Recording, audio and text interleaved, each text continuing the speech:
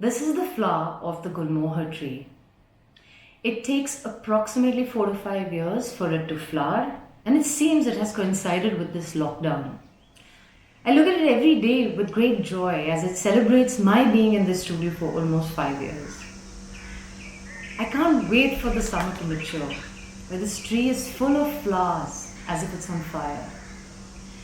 I grew this tree as my studio lacks a garage. Little did I know that my garage would also be a medicinal plant.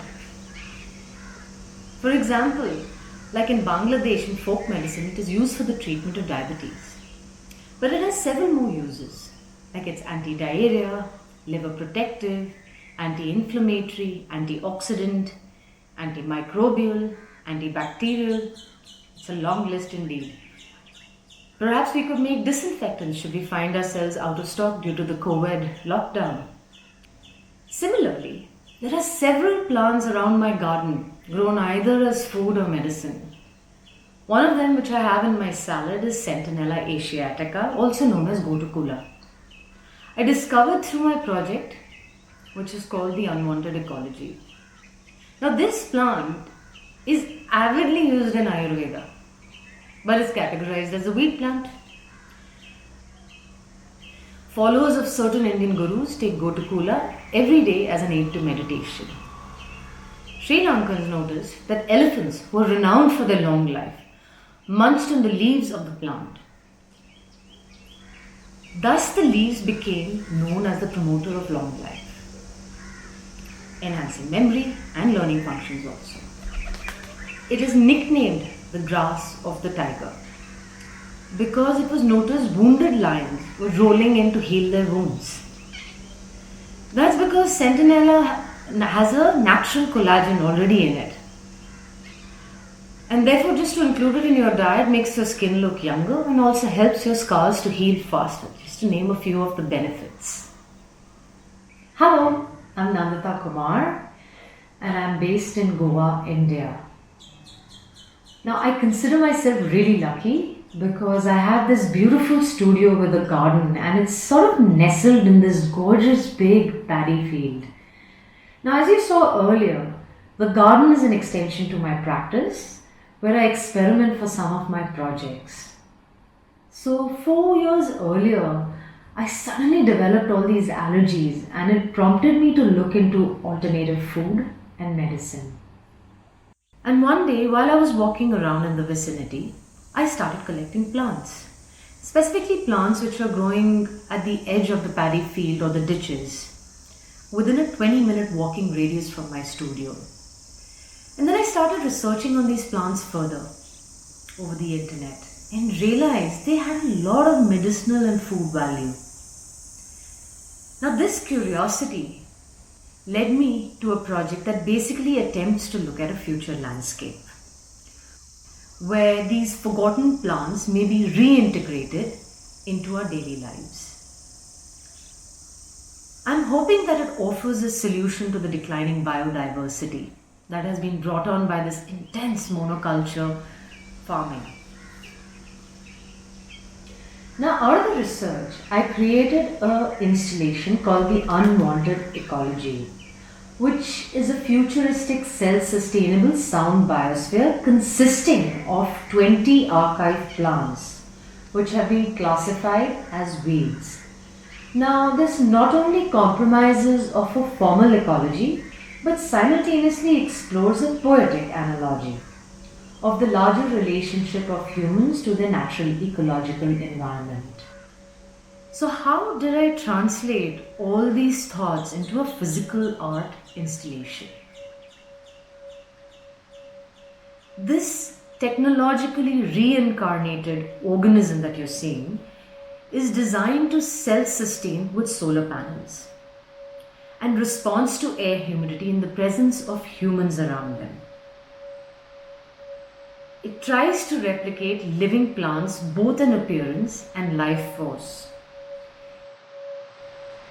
Therefore, as the humidity increases in a space, the volume increases. And if a viewer or an audience member chooses to blow over the humidity sensor, it becomes even louder because human breath contains water. Therefore, This interactive sculpture reenacts those missed or invisible encounters between plants and people. So how did I convert the weeds to sound? I collaborated with Kerry Ray Seekins, who's based in LA, and we've been working together for over a decade on varied projects on and off since we met at CalArts back in 2007. Now, initially, I couriered her the dried weeds. My cheap thrills were that I sent them illegally to the US. Simultaneously, I also sent her the field recordings from the sites where these weeds were picked. Now, in nature, recordings are of three primary, and they're made up of insects, amphibians, and the natural environment, varying from 2000 Hz, 3600 Hz, and 7700 Hz respectively. This environmental ambience, which was gathered from the field recordings, offers a reference point to how the frequencies of the weed harmonize with the other living ecology in their surroundings. So what am I trying to say here? It's basically when two similarly tuned systems which vibrate at different frequencies, there is an aspect of energy transfer that takes place, and it's called entrainment. And this causes them to line up and actually vibrate at the same frequency. Very similar to how you may see circadian rhythms and how our body aligns to the sun. Now, drawing inferences from the spectrum of sound offered by these field recordings and intuitive methods which Kerry actually learned under David Gibson, who's the founder of Globe Sound and Consciousness Institute in San Francisco, she calculated the frequency of each weed plant that you hear emerging out of this biosphere. Fascinating, isn't it? Now, I was left with all this research, and it was found in the dried plants, all the information that I had collected, in form of sound, images. So I decided to collate it in the form of a book that accompanies the installation. Now, the book contains information about each weed's medicinal and nutritional properties. And it also contains recipes and different concoctions where you can incorporate these plants into your daily life. I keep imagining if you could just walk outside our homes or offices to a garden and we pick up these weeds and use it for nourishing our bodies or our ailments. Such an awareness of potent medicine that lie in our backyard could change the very dynamic of the urban and the rural landscape. These plants can tolerate high temperature. They require minimal water. They flourish in the hardest of conditions. Aggressively reproduce and without much attention. If such a plant is scaled up, it would have huge benefits on a global level. Therefore, it is essential to understand our local ecology, and simultaneously with that, we need to democratize the knowledge, because that is what is going to get us closer to a more sustainable future, where our growing demands of food do not add to climate change, do not further erode the biodiversity of this planet. So I'm going to zoom out of a single work and talk about the macro perspective of my practice.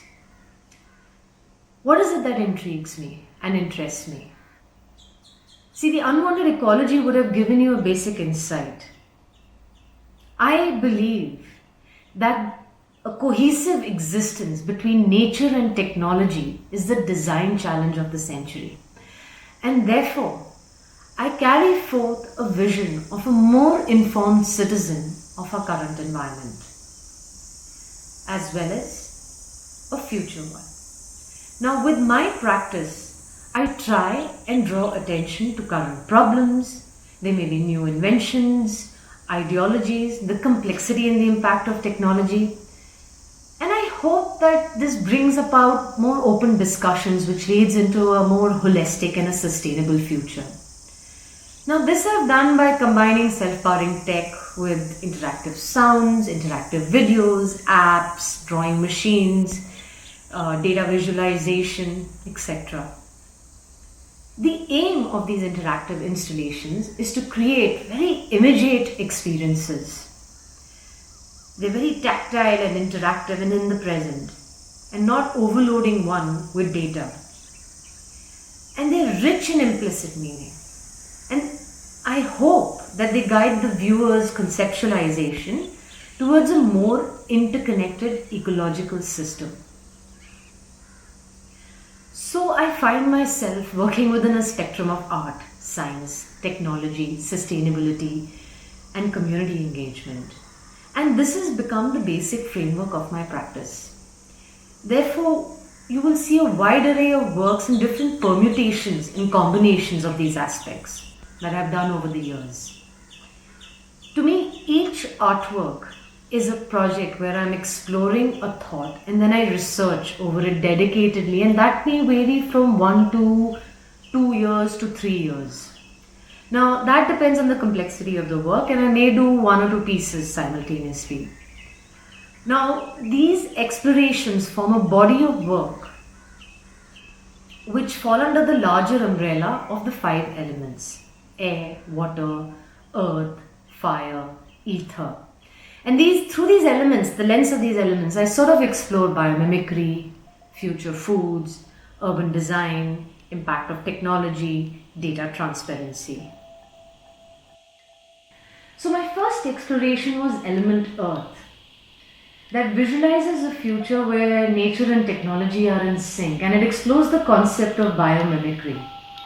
The idea was that when sunrise happens, this electronic piece would start making sounds of the planet.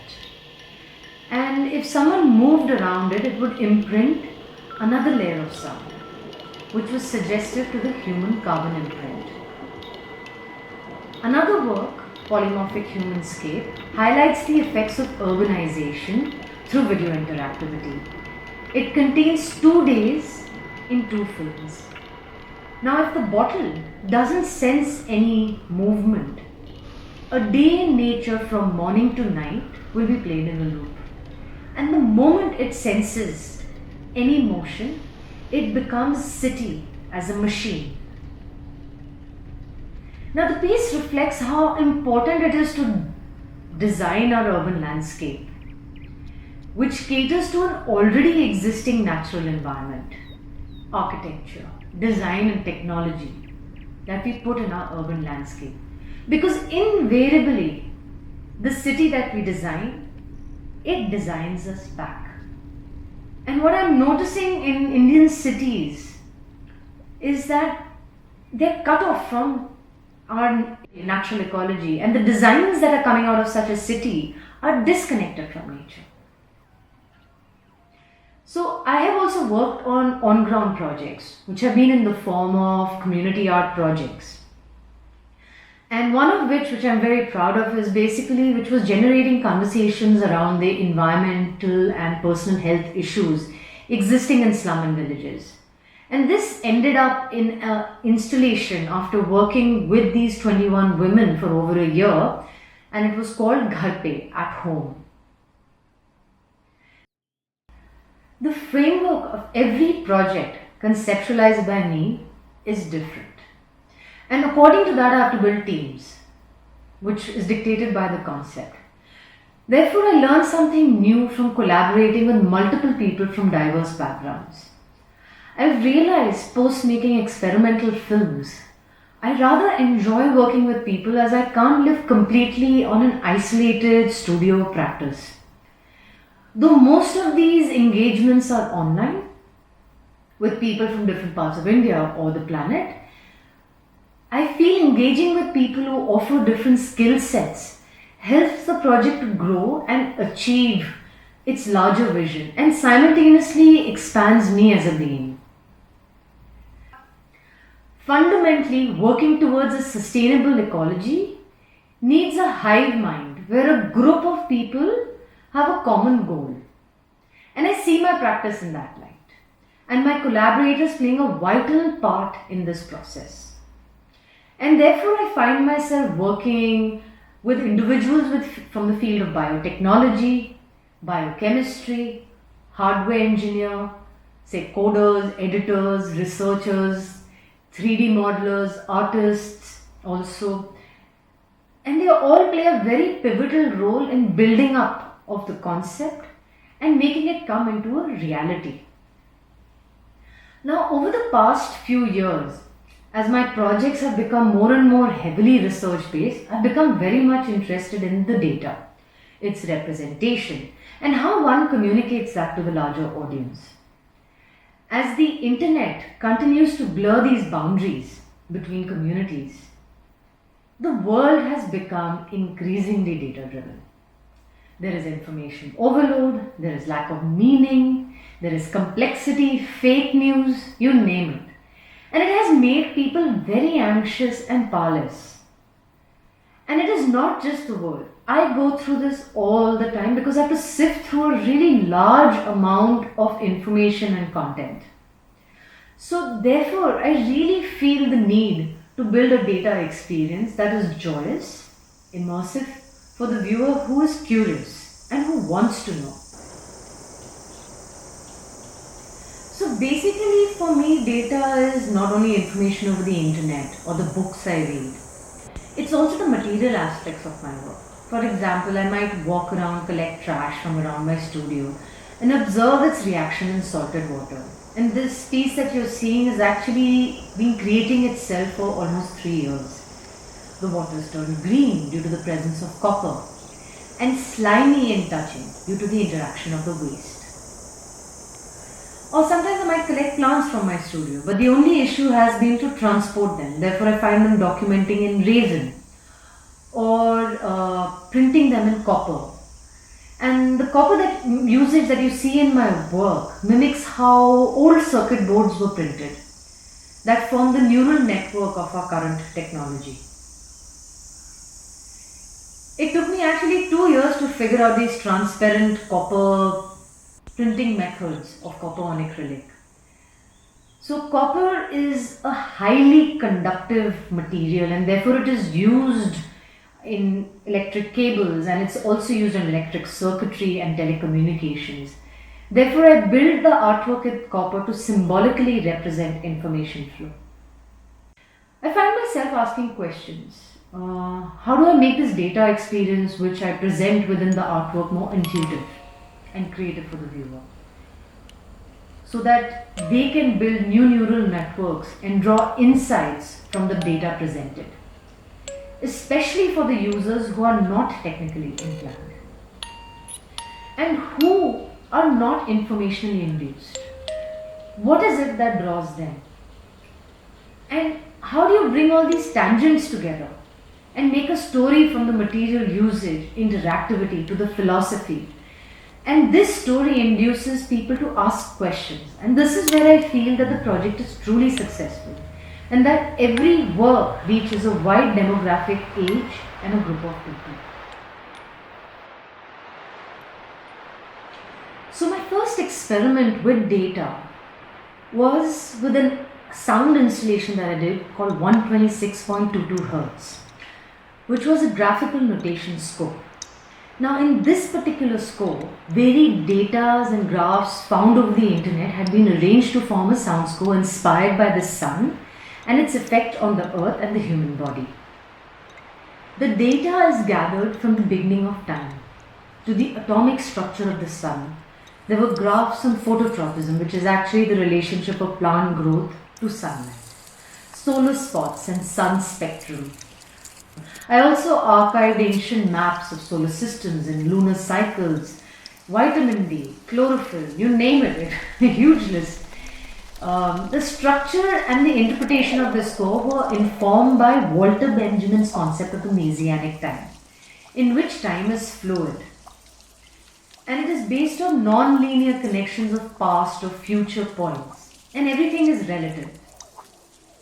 Now, in this score, though it is being read from left to right, and it has a linear progression of time, The varied data and graphs are not time bound, and they are open to artistic interpretation. So in this piece, for the first time when I did the sound, I collaborated with Jake Charkey, also from Kerala, and we created this sound together. And the data basically inspired us through either their symbolism or their intuitive interpretation. I also sometimes use software which converted the image to sound. We sometimes use literal interpretations. For example, right in the end when there is a flutter of birds, it's basically we imagine them like solar flares hitting the ionosphere and causing a magnetic disruption where the birds lost their sense of orientation. The idea was that the score is not really limited to just us. It evolves with every performer who wants to adopt it. So when I exhibited it for the first time, I created a data sheet thinking that would be enough for the audience. And I put the score on the wall with an iPad at the end, and it played the film along with the sound. Now little did I know that I would be bombarded with questions. What is this data about in detail? Where did you get it? How did you convert it to sound? And then I realized I'm standing in front of this installation only 1 to 2% of the time. And the remaining time I'm missing. And I knew after this project that I would have to start documenting all the research that I'm doing for the curious ones. And this led me to create research books. And now I'm actually working on 3. So the next work I would really like to talk about is Emotive Sounds of the Electric Writer. I explored data in the form of handwritten letters by the viewer. And that formed the basis on which a sound composition was built. Now that virtual forms of communication have taken hold, writing letters, postcards, or thank you notes have become very rare in this century. And I think the only person who last wrote to me was my dad. Now, will email or digital forms ever be as evocative as a handwritten letter? Through this project, what I wanted to explore was the lost art of written communication and how technology has impacted that, and its attached emotions were shown actually through an electric writer that mimicked the individual's handwriting or drawing. Now what I did was, I invited the participants from all over the world and encouraged them to write letters in any language. Now the letters were to be written with love and could be written to any subject or object of their choice. Now it could be from a person, superhero, to the government. It was the participants' creative choice. Now, the project was simultaneously also geared towards emotional intelligence, communication skills, and conscious raising.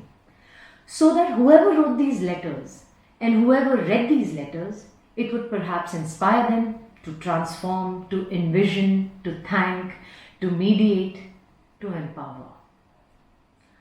I got letters from all over the planet, which made me feel so connected to people who I knew and I didn't.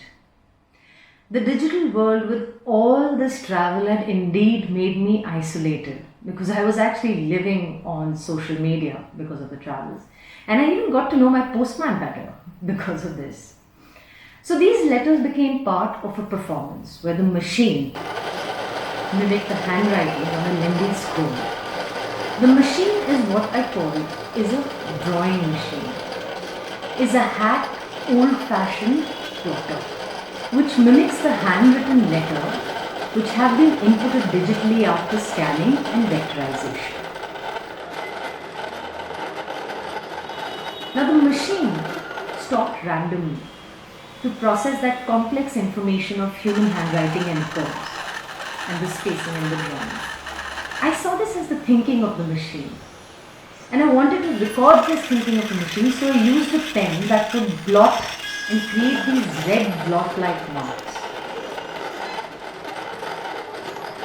And I felt that the machine was embedding deep emotions which contained the letters, leaving a score-like impression throughout that scroll. Inspired by John Cage's Chance score, a score emerged from this process and was translated into sounds by musicians and then composed into a sound piece.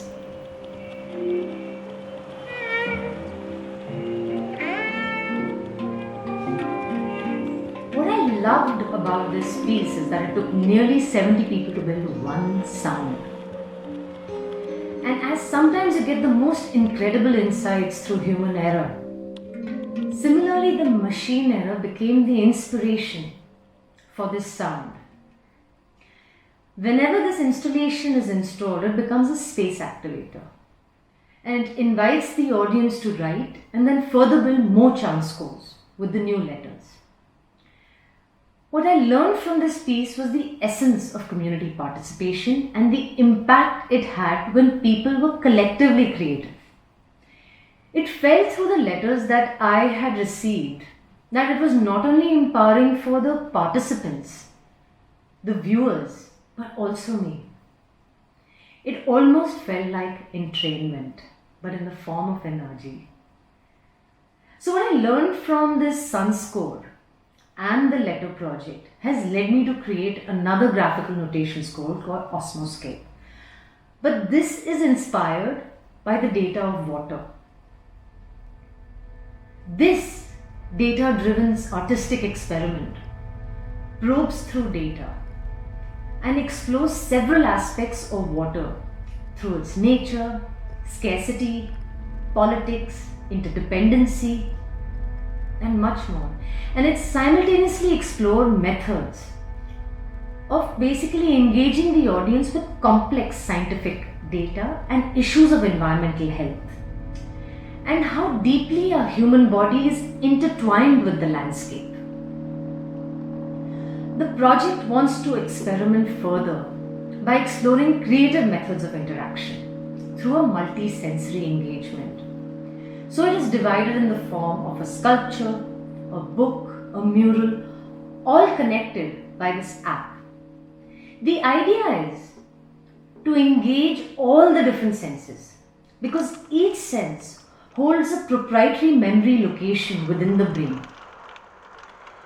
And it creates stronger memories because there is a collaborative effect, because it's remembered in different parts of the brain with these different senses.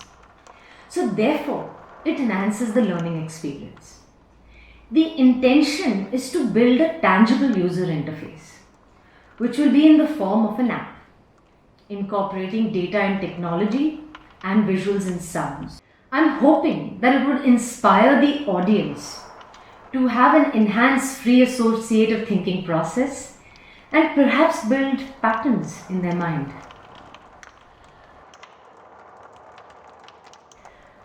We researched this project for almost a year before I could design the score. The water data that was collected during this period was specifically from the internet, like government sites, NGOs, hacked research papers of scientists, found images of visual data over the internet. Now, every data set in that score is related to a case study, which further expands into a story. It traces the deep interrelationships and complexity of water with its natural environment and simultaneously the exponential impact of our anthropogenic activities on water through the perspective of biology, chemistry, design, and technology. It's quite ambitious. And I feel like I've almost done my PhD and ready to become Dr. Nandita.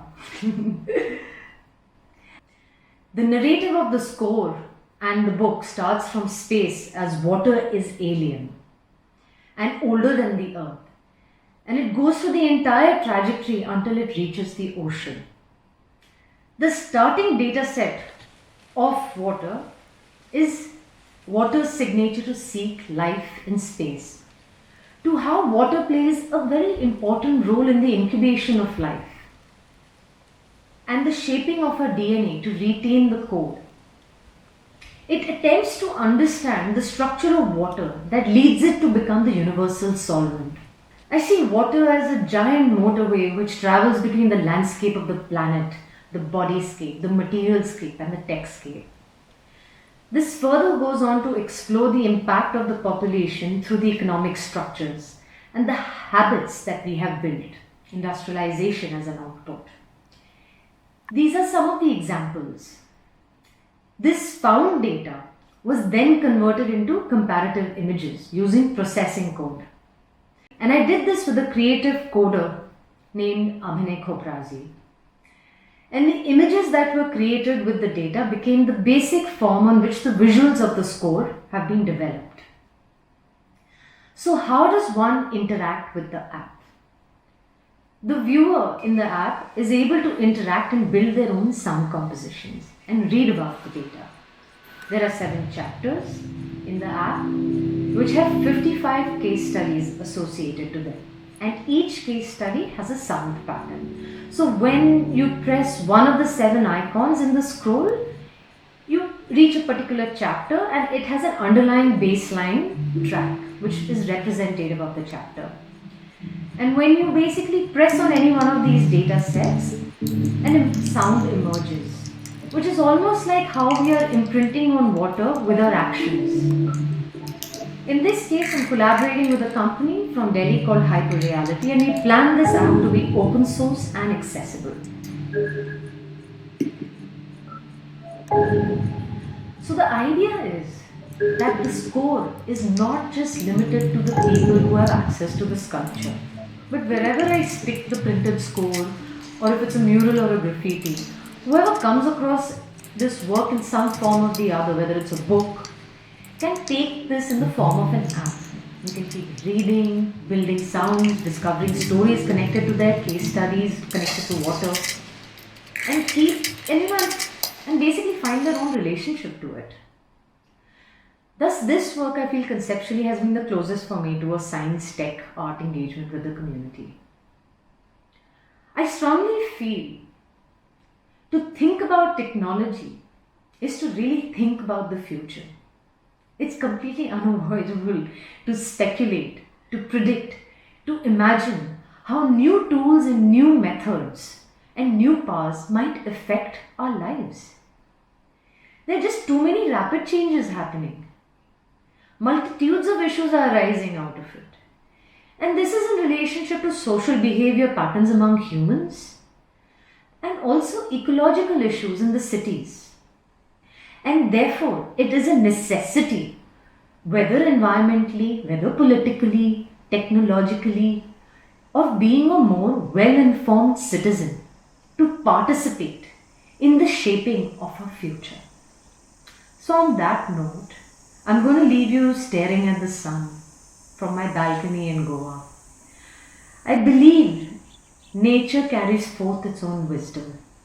And this virus has given us time to gestate, meditate, and hopefully come up with healthier systems of coexistence.